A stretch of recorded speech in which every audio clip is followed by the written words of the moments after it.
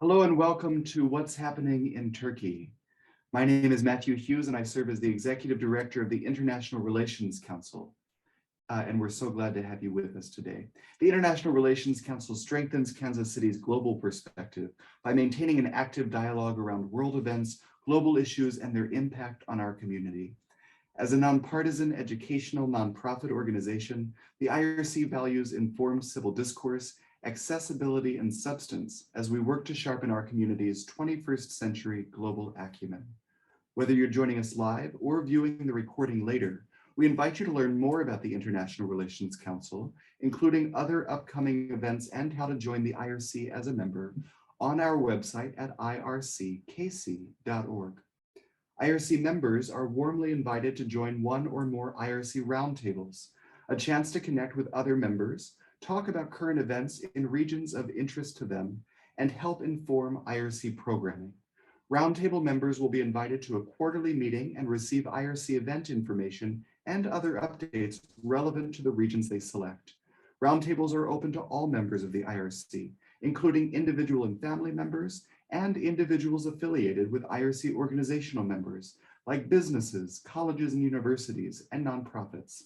Be as involved as your schedule allows without worrying about whether you can make a meeting or meet a deadline. The point is to connect, explore, and engage. More information is online at irckc.org. With so much going on right now, it's easy to lose track of what's happening around the world, especially in places that have fallen out of the headlines or where news stories are increasingly complicated. We can't predict the future, but we do know the importance of understanding historical background and current global context. No matter your level of expertise, the What's Happening series offers meaningful explorations on some particularly active parts of the globe. We invite you to deepen your global knowledge and nuance your understanding of what's happening around the world today as we explore what's happening in Turkey. We certainly welcome your thoughtful questions through the course of the conversation using the Q&A feature at the bottom of your screen. And do check out and share other IRC conversations as we consider a range of critical issues in the coming weeks. I'm now pleased to introduce our speaker for today's program, who will help us to navigate the conversation. Mike Wuthrich is Associate Professor of Political Science and Associate Director at the Center for Global and International Studies at the University of Kansas, an IRC organizational member. He received his PhD in political science from Bilkent University in Ankara, Turkey in 2011. His interests are Middle East politics, particularly Turkish, Kurdish, and Iranian politics, parties and party systems, electoral behavior, religion and politics, women and politics in Turkey, and nationalism. His publications have appeared in a number of scholarly journals, and his book, National Elections in Turkey, People, Politics, and the Party System, was published in July 2015 with Syracuse University Press. Mike, we're delighted to have you with us today. Please take it away.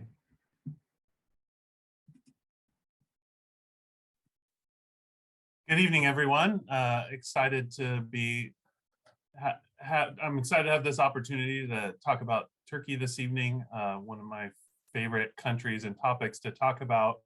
I'm going to, as I talk about a few things in the beginning before we get to the Q&A, I'd like to give a little bit of an overview just to make sure that we're all caught up to speed on what the issues and topics might be, and then we'll move from there into questions. So let me pull up the screen here. Okay, so I think you can see that before you is obviously the country of Turkey, and I framed it a little bit in like postcard mode, partly because I still believe I lived in Turkey for 9 years, and I still think it's a fantastic place to visit. Turkey has a lot to offer if you know much about the region, and I'll have a little map that kind of pulls us out to have a view of where it is, kind of in the broader map context. But Turkey has so much history in it. Being in Asia Minor, it was at the cusp of Roman and Greek empires, the Hittite, the ancient Hittites were in Turkey. And then if you've ever heard of King Midas and the Phrygians, his capital in Gordion was awfully close to the current capital in Turkey, which is in Ankara, this big purple area right here toward the center. The part of Turkey that's most clearly in the continent of Europe is this little section here at the top left. And then you've got beautiful coasts along the Black Sea that are pretty amazing, especially over here. You have areas of the coast that would remind you a lot of pictures of Scotland, with rocky cliffs and green landscapes and fields of tea and forests, and then crashing waves into the rocks. And then down in the south, you have a beautiful Mediterranean coast, and then you have the Aegean Sea, which is also just amazing over here, and the turquoise coast in between the Aegean and the Mediterranean. And then up by Istanbul, you have the Sea of Marmara, and then the kind of geostrategic famous Bosphorus Strait that goes from the Black Sea into the Sea of Marmara and allows ships and water vehicles to pass through into the Mediterranean and to the west. So also in Turkey, Turkey's made up of 81 provinces, and then here in the southeast, this area of Turkey is where the Kurdish, so over there on your kind of lower right side of the frame here, these provinces here have majority ethnic Kurdish population. Maybe you've heard of the Kurds. The largest number of ethno-linguistic Kurdish speaking people live in Turkey, but they also live in Iran, Iraq, Syria, and even a few other places. So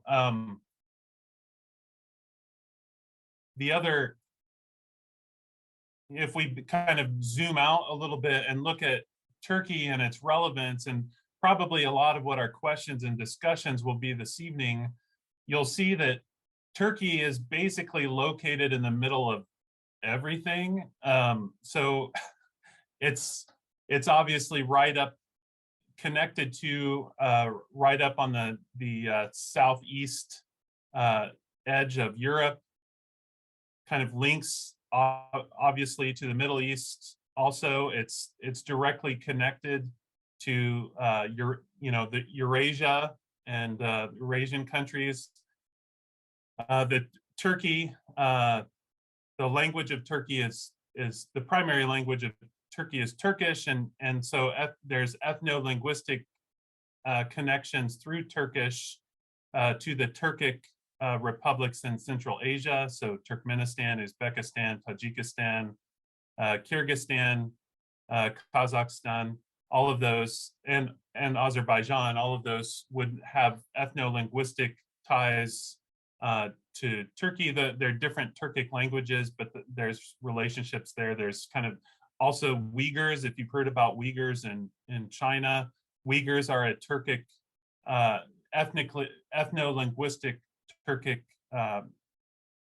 language community, Muslim community in Northwest China. So Turkey's right there. It's awfully close to Northern Africa. So there's a lot of linkages there. And so you might not, if you're thinking like Turkey, when have I heard of Turkey in the news recently? You've probably heard about them indirectly related to a lot of issues. If you look at the map, you'll see just to the north is Ukraine, right? And Russia shares the Black Sea there with Turkey also.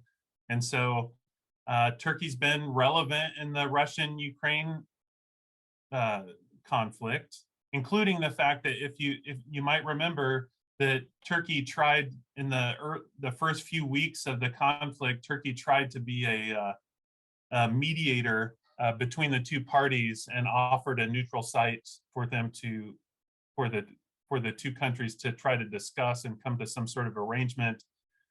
They've also maybe been in the news, and some of you may have seen that they've been in the news precisely because of what is, the role that Turkey plays in guarding, controlling who crosses the Bosphorus Strait in and out of the Black Sea, and whether or not Russian ships can go through there or not. And so Turkey has increasingly tried to shut that down as the conflict goes, even though they technically, and this is complicated and we could get into it in a broader discussion, but their treaty arrangement with Russia is basically that they have the right to block Russian ships from going out, but they can't block Russian ships from going home in the, through the other back into the Black Sea. The only problem is in the current conflict, any Russian ships going into the Black Sea are entering into conflict, most likely with Ukraine. So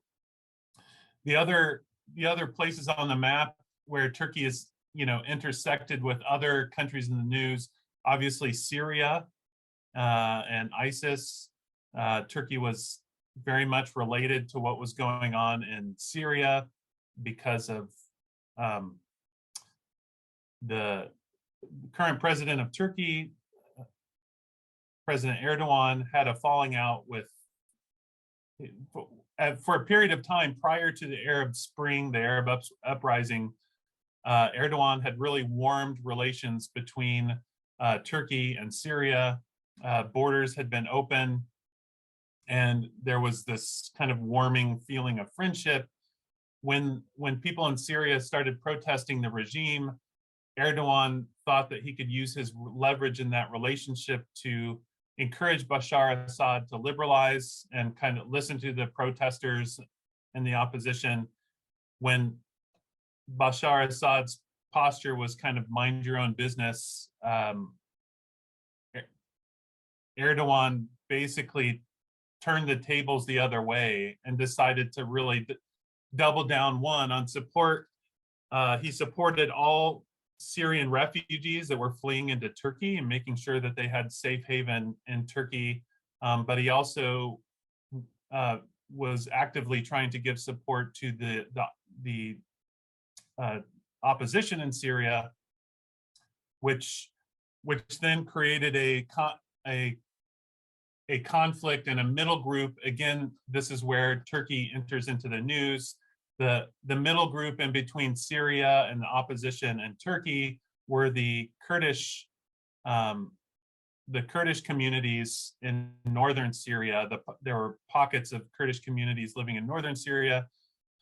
Those communities had made arrangements to stay out of the conflict in Syria with Bashar Assad. He basically gave them autonomy to run their own territories. Then several years into the conflict, when ISIS started gobbling up the opposition territory in northern Syria, they turned their attention toward the Kurds, who had basically been siding with Bashar Assad in Damascus. And at that point, that's when there was a kind of standoff at Kobani, which is on the border, the Syrian-Turkish border. It's one of the larger Kurdish majority cities in the northern part of Syria, and kind of the defensive stand that the Kurds were making in Kobani impressed a lot of Western audiences and encouraged Western military support and assistance to those opposition groups who were fighting against ISIS. The same thing was happening. At the same time, people were paying attention to what was happening to the Kurds in Syria. There was also the Kurds in Iraq, and also closely connected to them, the Yazidi population. And I don't know if everybody can go back long enough in the news to remember this, but the Yazidi religious minorities were being attacked by ISIS and making a stand in Sinjar, which is kind of close to the Iraq-Syria border. And so these two dramas in Kobani and also in Sinjar with the Yazidis brought particularly American attention to what was going on with ISIS in Syria and Iraq, and we started providing support. Interestingly enough, Turkey was supporting and providing training and support for Kurds to fight ISIS in Iraq, and they were the Kurdish organizations in Syria. Turkey was actively working against their interests and sometimes coming into conflict with them directly in northern Syria, partly because of the different ways that the Turkish government and President Erdogan viewed those different Kurdish organizations. So Turkey came in a lot in that discussion. They came in to some extent the issue with Iraq. Turkey's also been in the news itself because for a number of reasons. So, but particularly one of the big issues that has brought Turkey into the news is the increasing authoritarian dominance of President. He was prime minister, and then for the last 8 years, President Erdogan, really starting around 2010, 2011, people started seeing changes in Erdogan's posture, both even within his own party, consolidating his power there, but beginning to move away from his more inclusive and policy-focused style of his first years in office and moving more toward a populist line and taking active steps not to liberalize Turkey, which is what he had been doing in the first 8 years of his party's rule in Turkey. He started really kind of moving away from broader democratization in Turkey and even kind of stifling dissent and critique and opposition. And you may remember that in 2016, July 2016, there was a coup attempt that took place, and we may not ever fully know the precise contours of everything that went on because it was so dominated by the information that we have received has been so dominated by like the government's dissemination of that information. So some of it may be true, some of it we may take with a grain of salt. But the accusation at that time were that members of the military that were affiliated with a religious organization group within Turkey called that are associated with a leader named Fethullah Gulen, who actually lives in Pennsylvania, who's a resident in Pennsylvania. Fethullah Gulen, some people, this is what is purported anyway, people associated with him planned a coup to overthrow Erdogan, and that was basically thwarted on the night of July 15, 2016 into the early morning hours. There were a lot of scenes from that. It involved some interesting social media dynamics. The president at some point was supposedly on a plane, and he used like FaceTime to call into CNN Turk and talk to the news anchor and have her hold the phone up to talk to the people to like go out into the streets and stop the coup. And so there was a lot of drama in that evening, and some of it felt scripted, some of it seemed authentic. But the net result of that event was that immediately, the next morning, as the smoke cleared, Turkey went into a state of emergency martial law sort of situation. Erdogan used that. He actually referred to it as a gift from God that this coup attempt took place and that he survived it. And so he used it basically to consolidate his power. A lot of institutions were weakened. He set the stage for what had up to that point been an unpopular proposal to move Turkey from a parliamentary system to a presidential system that would kind of strengthen and unify power into the office of the president. So particularly since 2016, Turkey has moved from electoral democracy to maybe an illiberal democracy to something that those of us in political science would call a competitive authoritarian regime. That is, it's a regime that's no longer fully a democracy, or maybe we wouldn't even classify it as a democracy, but it's an authoritarian regime that nonetheless that allows for some multi-party competitive politics, but still kind of operates and works in the system so that the government can maintain control.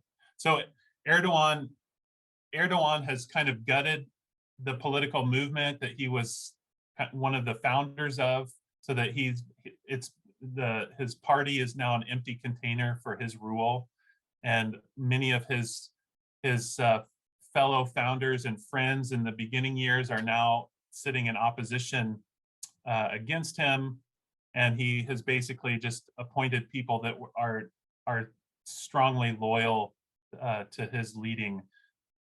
So people have been following that. They've been following, Turkey has come into the news because as Turkey has kind of moved away from a long history, although it's been a history of ups and downs, but a history nonetheless of multi-party free and fair elections since 1950, with some intersections of military coup.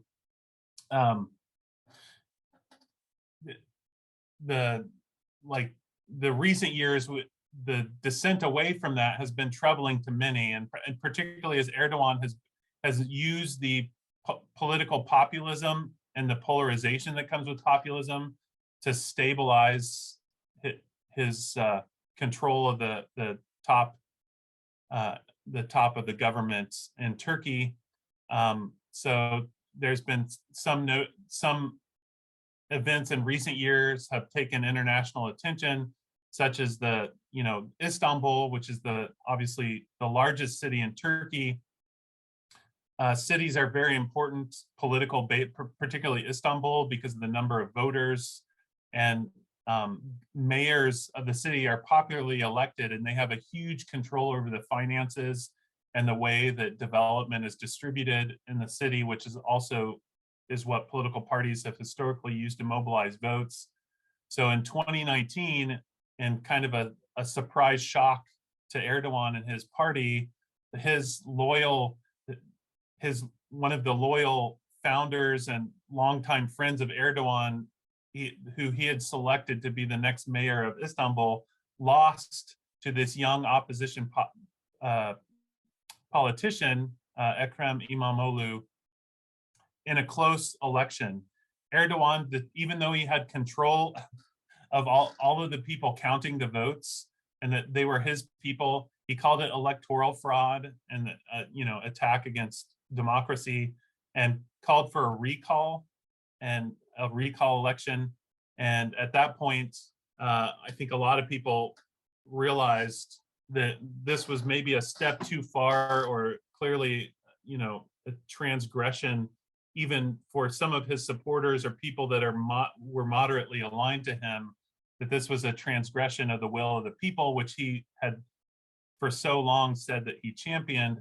So that what happened in the recall election is that the opposition politician didn't win by the small margin that they won by in the first time. They won by almost 1 million votes and took over the city. And Erdogan also lost a lot of other cities, including the capital city. His mayors lost in many important cities in Turkey. And that's been a dynamic that has continued to be discussed in Turkey since then.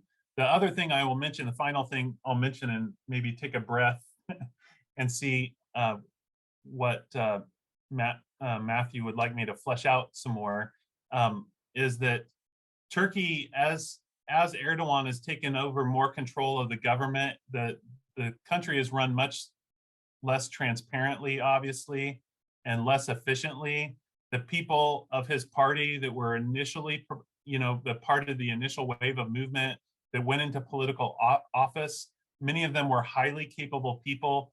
Turkey's economic prowess was really strong from, say, 2002 to for about the next 10 years at least.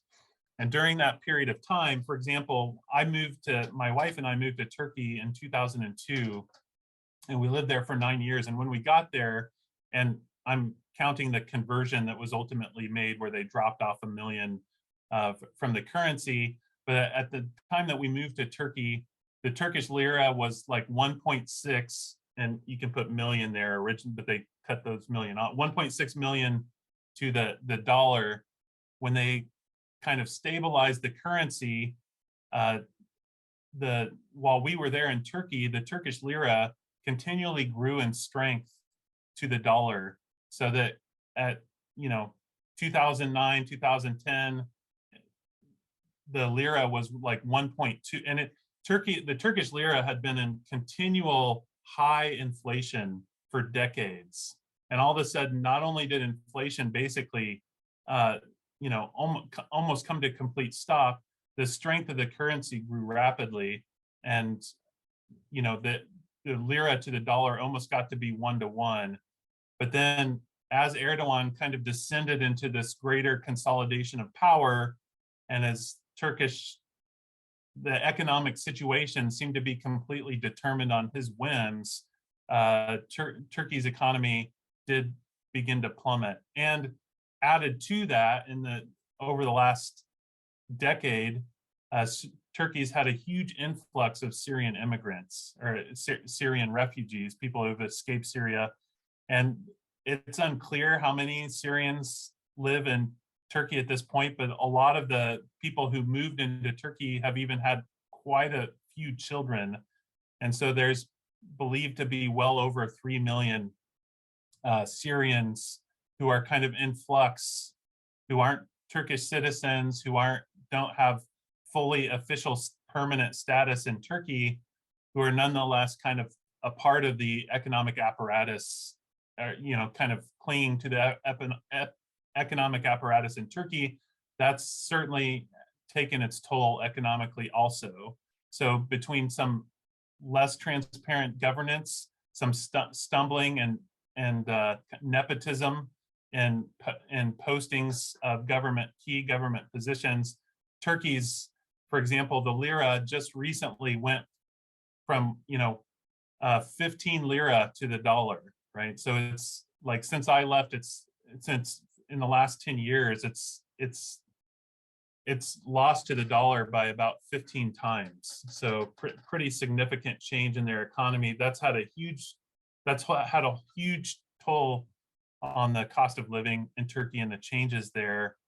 And so there's much more dissatisfaction and concern in Turkey. The final thing I'll just show you really quick, just to give you an idea of like what the political situation is in Turkey right now. This is Erdogan. I'm almost sure that most of you have probably seen his picture at some point, although in recent years it's probably looked a little bit more like this, that he's in one of his more combative poses. He's the president, he's dominating, he's pretty much the person who makes decisions in Turkey.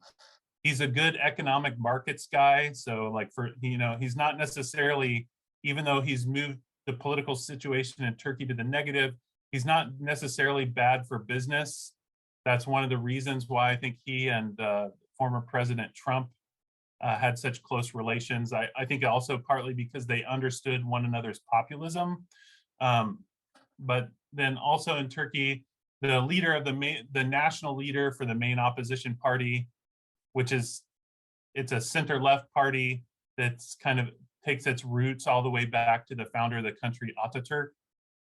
That leader, Kemal Kılıçdaroğlu, is leading the opposition party. It's usually polling somewhere between 25 and 30% of the vote. So it's the somewhat significant opposition to Erdogan's party in elections. There was, for a long time, there was a long-standing Turkish right Turkish Nationalist Party that had a long historical tradition in Turkey. It was an opposition party until around 2015, 2016. basically Erdogan found a way to co-opt the aging leader of that party. He was about to be ousted by the other members of the party. Erdogan saved him, blocked their party from having the legal authority to remove him from power. And since that point, he's basically been the junior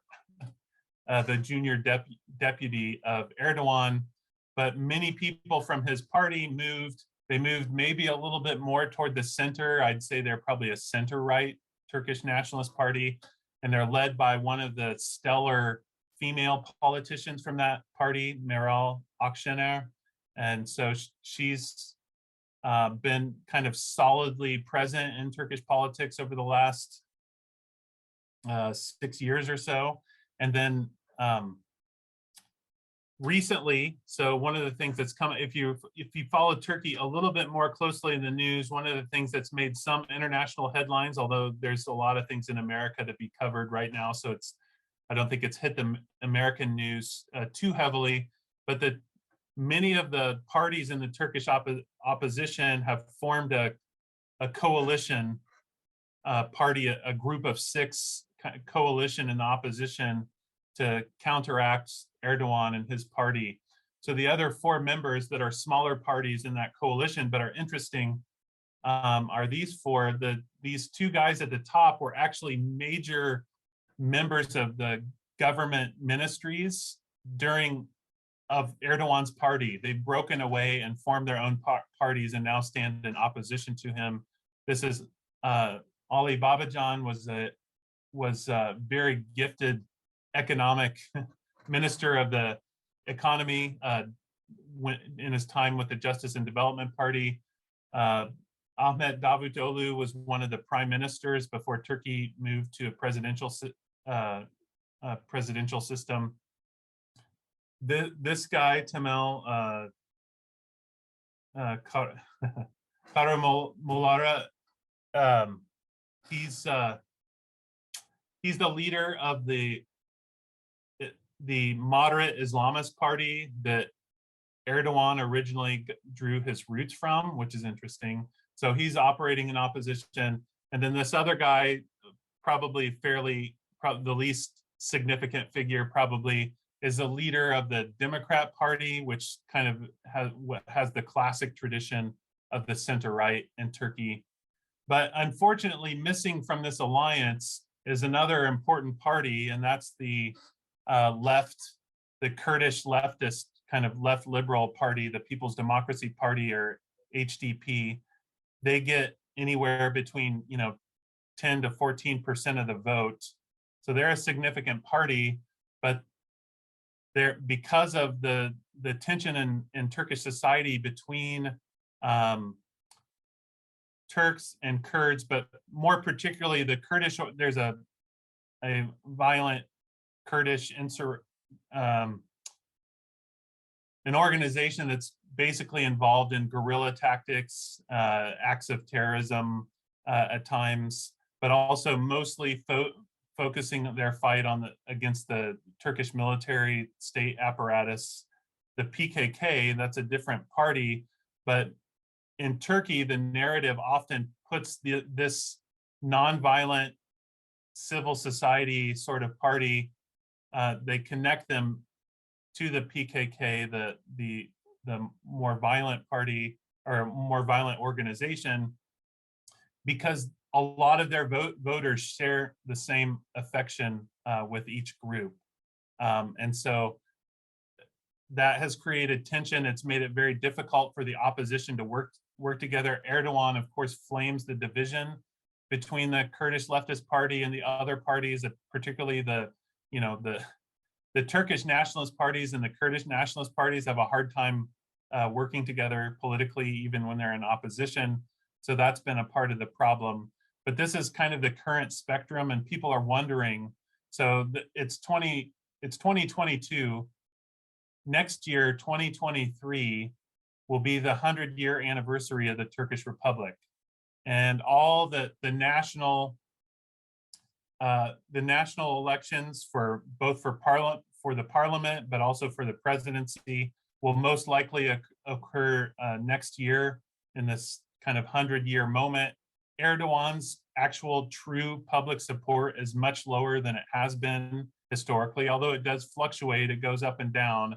But in general, he and his party would probably not win a free and fair election at this moment. But there, of course, is real questions about, um, you know, even to what extent are the elections free and fair at this stage of the game is a big question. But people are kind of looking to see, will this coalition of six be able to do kind of stop Erdogan's party?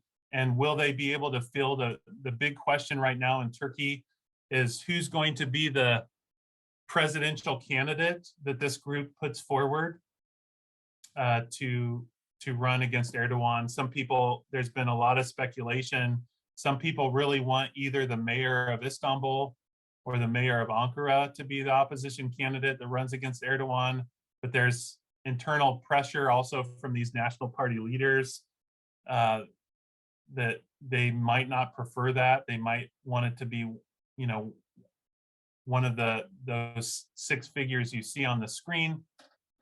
So there's a lot of drama. Also, the Kurdish leftist party has really struggled because Erdogan, their previous leader, Selahattin Demirtas, is a fairly charismatic individual, and he talks straight and clearly to people for them to understand what the perspective is. And so during the period of the state of emergency post-coup, Erdogan and his government found pretext to put Demirtas in prison.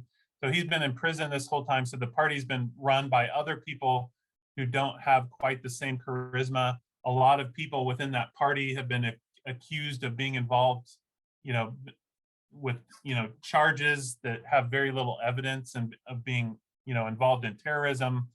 They've taken the mayoralties that are controlled by this Kurdish party in the southeast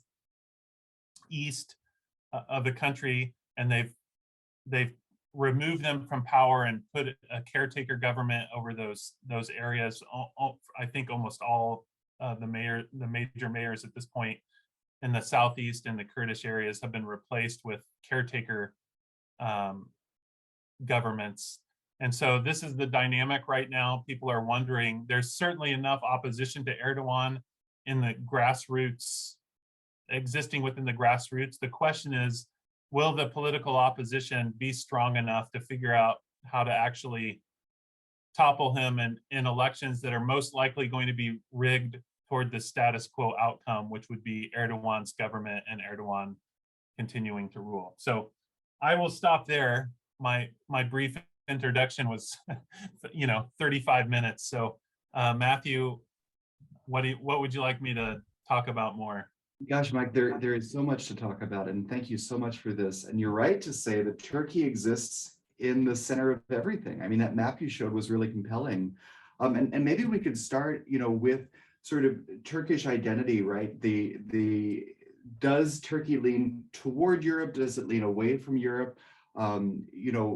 Turkey, if I remember correctly, applied for EU membership years ago, and that has stalled largely because of the situations you're talking about with Erdogan and rule of law, and the European Union doesn't want that to sort of be part of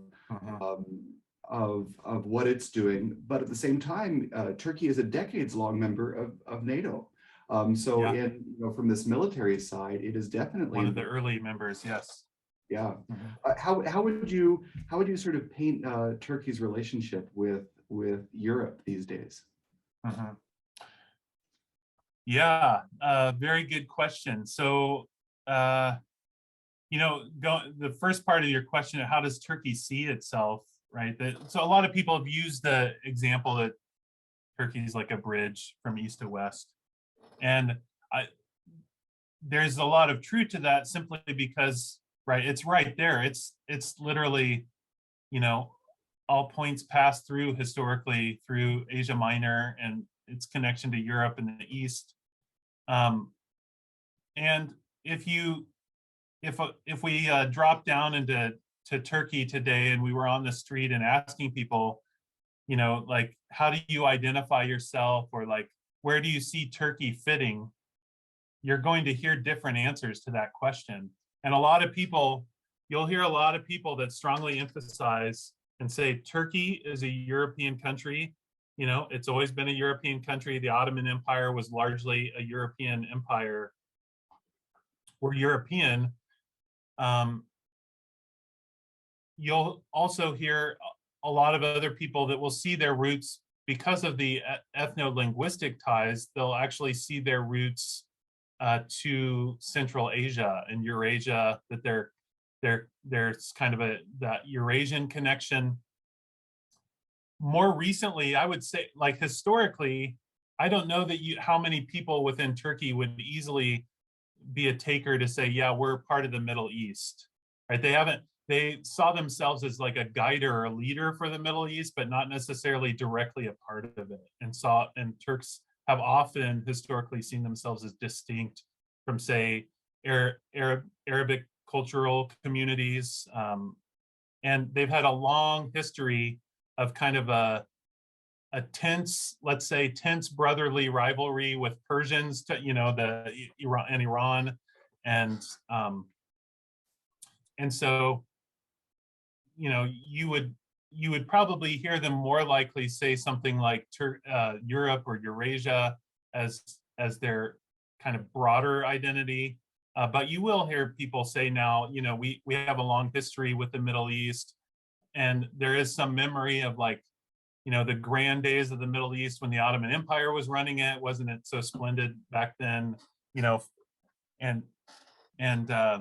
But Mike, it's interesting though, right? Because you have this figure of Erdogan who has, I mean, Turkish nationalism, is on the grow, right? When you look at the electoral maps in Turkey, they resemble many other electoral maps around the world, where you have strongman leaders, Yes. with an urban-rural sort of Yes.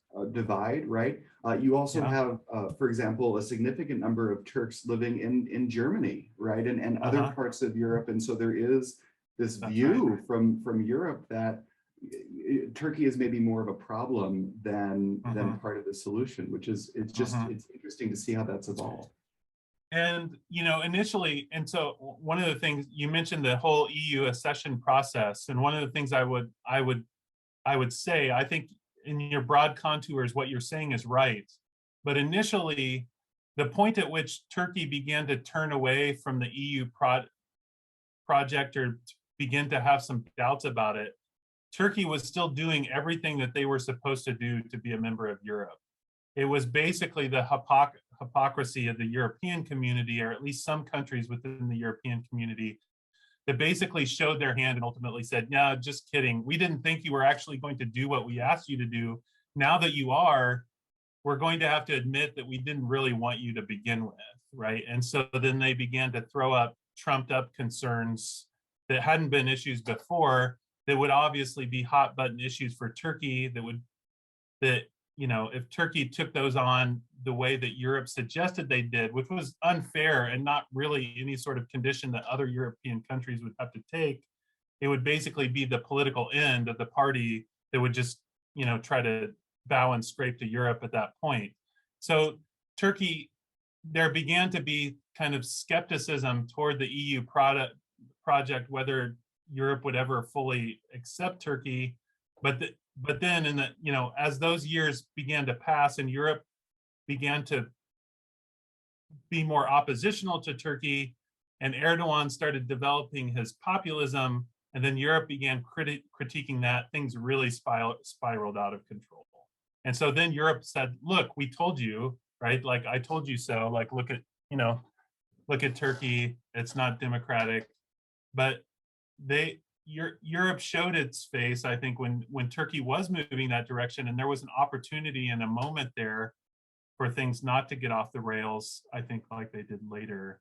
The other question that you brought up with NATO, I think, is an important one, and kind of putting recent events into context. So the Turkish, if you imagine what I was saying before, in the sense that, like, people within Turkey have, I would say, the two historical strong identities have been with either Europe or Eurasia. And in the history of the Turkish military had maybe to some extent a little bit of a mental split in that regard too. So that you had a lot of like pro-West leaning military members, very pro-EU, pro-NATO, pro-US. And then you had this, for a long period of time, this kind of silent, latent, kind of large minority of Eurasianists who were kind of like, maybe it's better if we just like hang out with Russia or focus a bit more toward the East. And so what's interesting, so I mentioned the July 15, 2016 coup attempt. So we don't know all of what went on exactly on that night. Like we know some of the superficial actions, but in terms of the plotting and the planning, there were only a certain number of military members active on that night.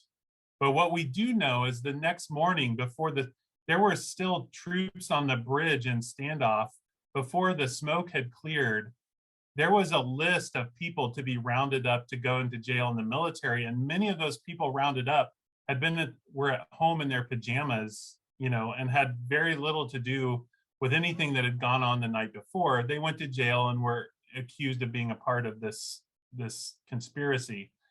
And it just so happened, like, how do you get a perfect list to divide up the half of the military that should be fine and the half of them that should go to jail? Well, it just so happened that there was a fairly clear divide ideologically in who went to jail and who didn't. And pretty much every military officer that was pro-EU, pro-NATO, pro-US was found to be in conspiracy with, support of Fethullah Gulen and this conspiracy to overthrow the government. They were put in prison, where the Eurasianists basically got a huge leg forward right after the coup. And it's interesting because the Eurasianists, when Erdogan and his party first came to power, it was the Eurasianist subwing of the military that was trying to also get rid of Erdogan. And they had gotten in trouble partly because the pro-Western, faction was pushing for like a democracy, a civilian controlled military and that sort of thing. And so they blew the whistle on some of the hardliners, and some of those folks got in trouble. But then as the political situation changed in Turkey, suddenly they found joint bed basically with Erdogan, and somehow were able to generate this list that got a lot of people kind of moved into prison. Now, technically, right, positionally, Turkey is still a supporter, member of NATO. Unlike most European countries, they're one of the countries that always historically paid their dues, right? They always had the military that was strong enough. There was significant military support to NATO, but a lot of at the grassroots level of the military and the military officers, there's not a lot of like internal love, heartfelt feeling toward NATO. And, and people sense that, Europe sense that, the US senses that, and that was part of the whole fiasco with the defense systems that were purchased from Russia that became a big mess. I don't know that Turkey's ever going to be able to use those, the things that they paid money for. But it partly was this like market posturing, kind of like, wheeling and dealing between Erdogan to try to get the West to pay attention to him and support some of what he wanted in terms of the military technology. But it's been because of this shift toward Eurasia in particular, the mentality has been a Eurasian shift, not a Middle Eastern shift. But the role of the Middle East has actually grown in Turkey recently, because Erdogan's kind of pictured this strong leader and hearkened himself a bit more back toward like the days of the Sultan, when they had this benevolent control over the Arab populations. And so Turkey doesn't see themselves necessarily as equal to the Arab populations, but again, seeing the opportunity to engage with them in such a way that they can effectively guide and channel and kind of manipulate the process of politics in the Middle East, right? So it's very ambitious. And Erdogan's long had this idea of being kind of a greater authority than just his country or even the immediate region, that he wanted to be an arbitrator, a mediator for peace. He tried to bring Syria and Israel to the table. He tried to, he was working again to, although he's had on and off again trouble with Putin, he's trying to use his relatively not so, cold relations with Putin to try to get Ukraine and Russia, and that didn't work out, and he got mad, right? So it took a stronger stance against Russia at that point when it didn't look like his mediation attempts were going to bear fruit. So but it's all based on the whims of Erdogan now. So it depends on what he wants to do, and that's been the harder element to predict. Where's Turkey going to go? Well, you have to look at which direction Erdogan's head is turned, and it can change dramatically. So that's been an interesting. Like, there was a lot of predictability in Turkey's posture, I think, for decades, especially in foreign policy. But now it shifts, which there's hope in that, because there's always the possibility that he could easily shift back to the West, right? If it worked out well for him, right? Like if that looked like a strong move for Erdogan, I think he would do that again. I don't think he doesn't have an intrinsic dislike of the West, right? In fact, his kids all studied in the US, and like, he can suggest that people who study in the US from Turkey are traitors, but then what does he do with his own children, right? So it's an interesting. Gosh, it's fascinating. It's fascinating to watch these individuals who stay in power for such a long time, right? And what their evolution is, and what the resulting evolution of their country is. Mm-hmm. You were talking about the Russia-Ukraine conflict. There are reports of Ukrainian drones being used now, or Turkish drones. By the Ukrainians, which is fascinating. How would you classify the US's relationship with Turkey in all of this? I'm reminded from a couple years ago of the murder of Jamal Khashoggi, the Saudi journalist in Istanbul, right? He was affiliated, I guess, with a US newspaper, and that was investigated and so on, but it happened in Turkey. I mean, right. At best, it seems like the U.S. needs a strategic partner in the region, but partner seems too strong of a word. How would you classify it, Mike? Yeah, I don't think they're a dependable partner at this point. I think they're still a partner. The Khashoggi example you give is actually an interesting one, because that was one of the few areas where Turkey's attitude and America's attitude aligned. Turkey was absolutely livid about that murder. One, because Khashoggi was a Saudi citizen, but he was ethnically Turkish, right? And so they saw him as one of their own people. In the news, popular media, it was as if Saudis also, like they pronounce his name Khashoggi, like spoonmaker. So the Turkish word for that. So that there have been what's interesting, and so there was also these interesting tensions that took place during the Trump presidency, the Trump administration, and the Turkish bureaucracy and American bureaucracy were maybe at their most heated moment. The irony was that Trump and Erdogan had kind of a bromance during those 4 years, and we famously might remember times where Erdogan would call Trump up on the phone and request, something, and Trump would say, "Yeah, that's a good idea," and people are like, "How does that happen? Like, how did we agree to do that so readily?" From Erdogan's request. So there was some closeness there. I think in recent post-Trump, I think the biggest thing that's helped Turkey and U.S. relations is mostly quiet. The Syrian thing has just kind of like become what it is, and that hasn't exacerbated the Syrian issue. Was an important point of conflict for Turkey for a number of reasons. The US just simply could not acknowledge or understand how what they were doing was a security threat to Turkey, which it genuinely was, at least on some level. And Syria was definitely using this particular Kurdish organization that we were providing weapons to. Like, they were using them intentionally. Like, Assad knew exactly how much this organization inflamed the Turkish government, and then for us to provide weapons and support for them was very difficult for Turkey to understand. And then when we had the American media, because we had done something a little bit, for maybe one of the first times in American history, we had heavily armed neo-Marxists, to do our battles for us. And that group had somewhat used those weapons to fight ISIS and somewhat used it to clear out Arab villages so that they could create a contiguous territory for them, so that they could kind of manufacture a country and territory that they hadn't had before. A lot of this went underneath the American radar because it was kind of awkward for us to discuss.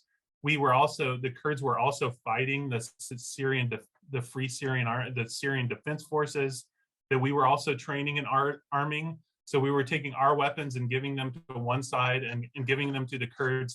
They were fighting each other for Arab territory. So when President Trump decided finally, once the ISIS issue had largely been taken care of, to pull out of northern Syria, knowing that Turkey would come in, where Turkey came in was exactly those areas of like Syrian land that hadn't been Kurdish. Like, Kurds had taken, that Kurdish organization had taken over that territory.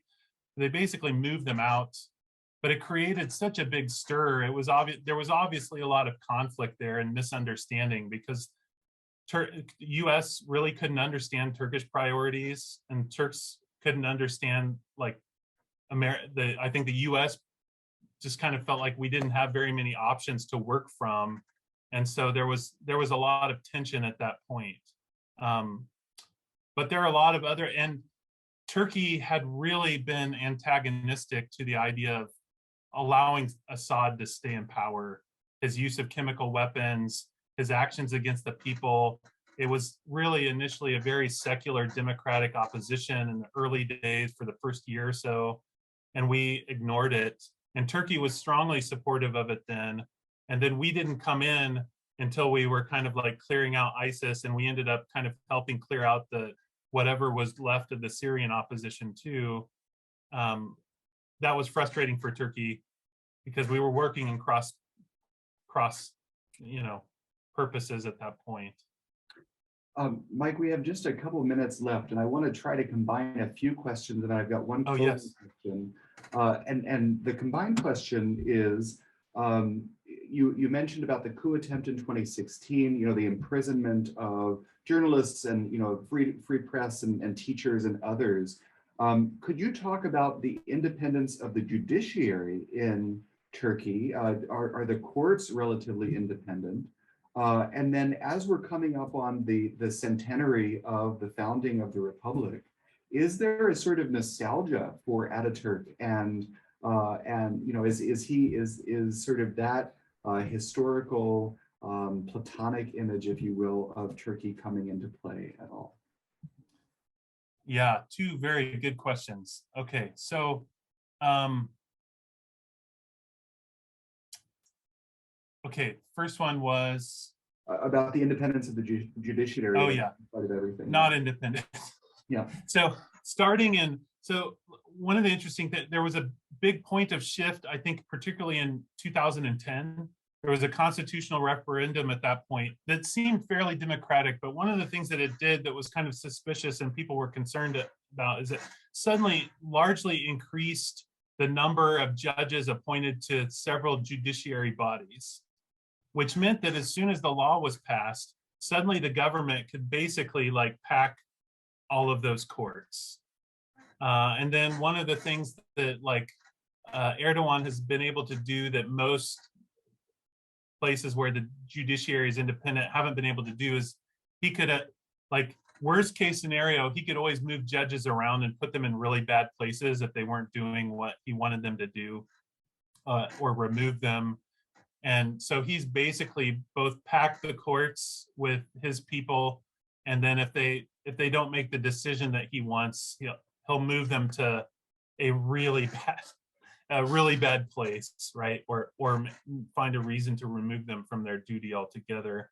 So that's been a big issue in Turkey in recent years. The other issue, the centenary and the nostalgia for Ataturk, there's always been nostalgia for Ataturk. So that has never really gone away, especially with some populations. There was a lot of pressure for many decades for a kind of an imposed nostalgia for Ataturk. You couldn't really critique him at all, not publicly, for a long period of time. And he's an important figure. Like, America would be lucky to have an Ataturk, somebody who did as much as Ataturk did in our history. We don't have someone exactly like him. So it's easy to understand why people would be so fond of him. At the same time, he was just a man, right? He did some things that were certainly questionable. He also created grievances with a large portion of the population.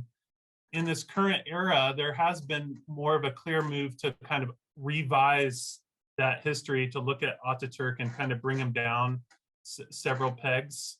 Not completely, right? There's still that nostalgia there, and even the conservatives or Erdogan affiliated people from time to time will use Ataturk when it fits their benefit. But it is interesting, and there is a sense Erdogan does use that kind of populist, charismatic authority that Ataturk was able to use in a very different way. And so there are some patterns in the authority there, but I think largely over time, Ataturk was intending to strengthen the political institutions around him, even though he was authoritarian, where I think Erdogan has actually fairly successfully weakened most of the political institutions in Turkey in the last 5-6 years especially. Yeah. Gosh, Mike, thank you so much. One more quick question, and just to Yes. acknowledge some of the other questions that we have coming in. We could talk a whole lot more about the Kurdish population in Turkey, the role of young people in possibly transforming Turkey. But I don't think we could leave today without talking just briefly about Cyprus and Turkey's relationship with Greece. Basic question is, has there been any movement at all? We know that Cyprus is a divided island, right? Half claimed by Greece, half claimed by Turkey. The UN has been involved for many years. Has there been any movement at all in that situation? I don't see much of one, unfortunately. I think that's been largely a cold standoff, unfortunately, since 2004. A real genuine opportunity was missed by both the EU and the UN, and all parties involved at the point of EU accession for Cyprus, or the southern Cyprus. Basically, at that point, Greece and Greek-controlled Cyprus had decided that they could still be belligerent and not agree to anything and still get what they wanted. Right. And so at that point, when Turkey was making, both the Turkish Cypriots and Turkey were making genuine efforts to solve it, they were like, let's just enter. And now we kind of have them locked in, to all the advantages on their side. And it's been really hard to move the needle. The people have been still hoping that a political change here or there will make a difference. But I just don't see much. It hasn't really gotten necessarily much worse. It just, I don't know how we're going to solve it at this point. Yeah, right? Some of it's been kind of a de facto done deal, but the number of people that live in northern Cyprus is so small that they never should, that population, it's barely a country with the both populations together. So it makes a real challenge moving forward with them two being, but I don't know how you don't keep them separate at this point either. Yeah, or how there would be initiative when so much else is going on that it's really right. Yeah, there's so many other irons in the fire. Right. Yeah. Gosh. Mike, thank you Good, so great much. questions. This has been fabulous and just so valuable as we try to understand the region better and Turkey's important role in it. Thank you so much. Yeah, I've enjoyed doing it. I could keep going, but I know, We'll have you back. that's the danger. Yeah, if you find me if anybody there happens to run into me on the street and you ask me a question, I'll give you another hour at least. So that's fabulous. Beware. Mike, thank you, and thanks to you all for joining us. We hope you enjoyed this edition of What's Happening. We've got some more coming up for you, so check us out online at irckc.org. Thanks again, everybody, and have a good night.